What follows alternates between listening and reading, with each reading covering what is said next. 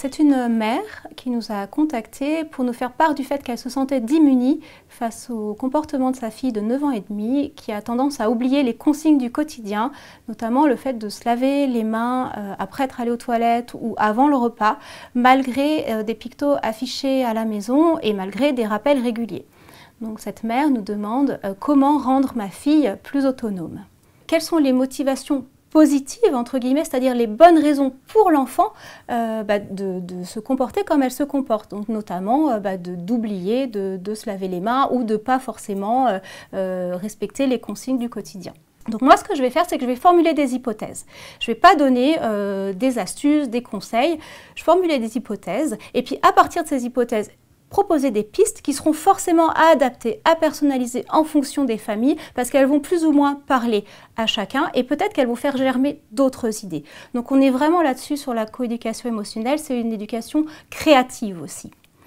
Alors ma première hypothèse pour une enfant donc, de 9 ans qui par exemple ne se lave pas les mains systématiquement, oublie malgré des rappels réguliers et même des pictos affichés à la maison, ce serait comment est formulée cette demande en fait. Parce qu'il se trouve que plus le parent va insister et plus l'enfant va résister. Et l'enfant il ne le fait pas contre ses parents, il le fait pour lui. Parce que quand on insiste, quand on fait des leçons de morale, quand on revient toujours sur les mêmes choses et qu'on veut contraindre un enfant, eh ben, on va déclencher son instinct de contre-volonté pour protéger son image personnelle, pour protéger son pouvoir personnel.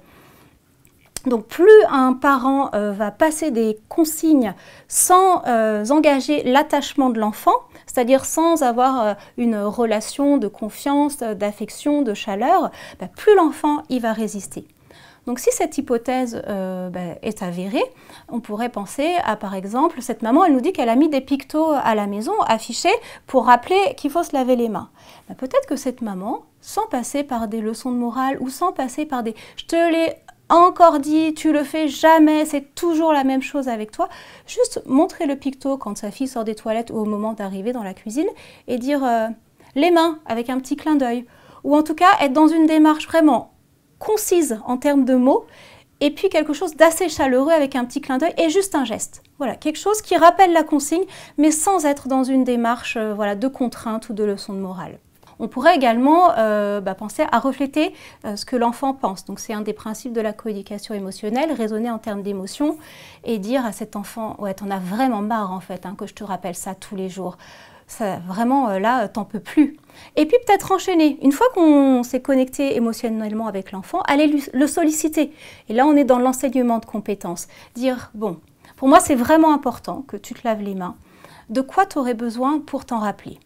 Essaye de trouver 3 idées et puis on teste et on voit ce qui est le plus efficace.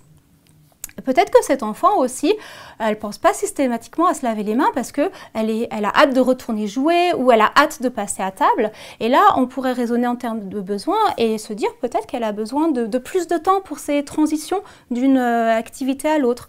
Donc on pourrait lui dire ok, là, tu as besoin de combien de temps encore pour finir ton activité avant de venir manger ? Et puis elle va nous répondre. Et puis en fonction après d'un échange, ce qui nous convient, ce qui ne nous convient pas, on arrive à un temps qui nous paraît raisonnable. On met un petit minuteur de cuisine, un timer, et on dit quand ça sonne, tu viens à la cuisine, tu te laves les mains et on passe à table. Et aussi être dans la description séquentielle de cette consigne, c'est-à-dire vraiment je me déplace à la cuisine, je me lave les mains, je passe à table, pour que ce soit vraiment quelque chose qui devienne automatique aussi dans sa tête. Et puis, alors moi j'ai une autre hypothèse qui serait de dire, est-ce que cet enfant peut-être se sent un peu à part quand on lui demande systématiquement de se laver les mains, parce qu'en fait elle ne voit pas les adultes le faire et elle se dit, mais pourquoi moi et pas eux ? Et dans ce cas, on peut réfléchir à dire, oui c'est vrai, est-ce que moi je m'affranchis de cette consigne ou pas en tant qu'adulte? Et puis on pourrait passer par de la parentalité ludique, c'est un peu sur le thème du jeu, de dire, allez, bon, toi proms, moi deuze, ou l'inverse, moi proms, toi deuze, à se laver les mains. Et comme ça, on est vraiment sur quelque chose de coopératif, dans une ambiance ludique où on n'est plus dans la confrontation, dans l'exaspération. On pourrait également imaginer que cet enfant, l'inciter à se laver les mains avec par exemple un petit savon dans lequel on mettrait une figurine. Alors il existe dans le commerce, mais on peut aussi les réaliser soi-même. Il y a plein de tutoriels sur internet pour faire ses propres savons. Et l'idée, c'est de dire, plus on se lave les mains, plus le savon rétrécit, et puis à la fin, on accède à la figurine. Et ça pourrait être une manière d'engager l'enfant à se laver les mains parce que c'est ludique, c'est rigolo. Ou on pourrait imaginer une chanson pour se laver les mains. Alors à 9 ans, elle est un peu grande pour reprendre une comptine qu'elle aime bien et puis changer les paroles, mais peut-être ça peut être une musique qu'on va mettre, et puis en plus c'est le signal pour passer à table, donc ça tombe plutôt bien. Et puis voilà, pendant le temps de la chanson, on se lave les mains.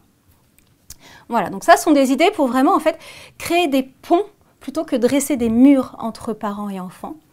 Et puis le parent, il peut aussi rappeler ses valeurs. C'est-à-dire dire à l'enfant, sans passer par une leçon de morale, mais juste dire pour moi, c'est important que tu te laves les mains parce que enjeu de santé, enjeu d'hygiène, de propreté, de respect de soi, de respect des autres.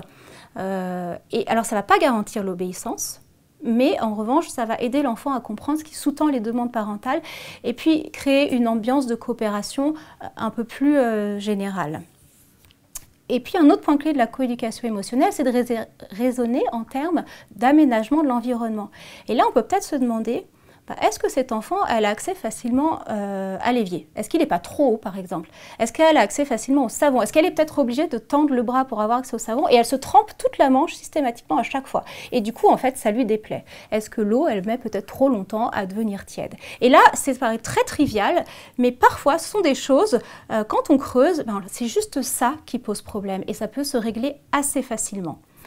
Donc voilà, je propose quelques hypothèses, quelques pistes à tester, à personnaliser en fonction des familles, mais toujours dans une approche bien traitante.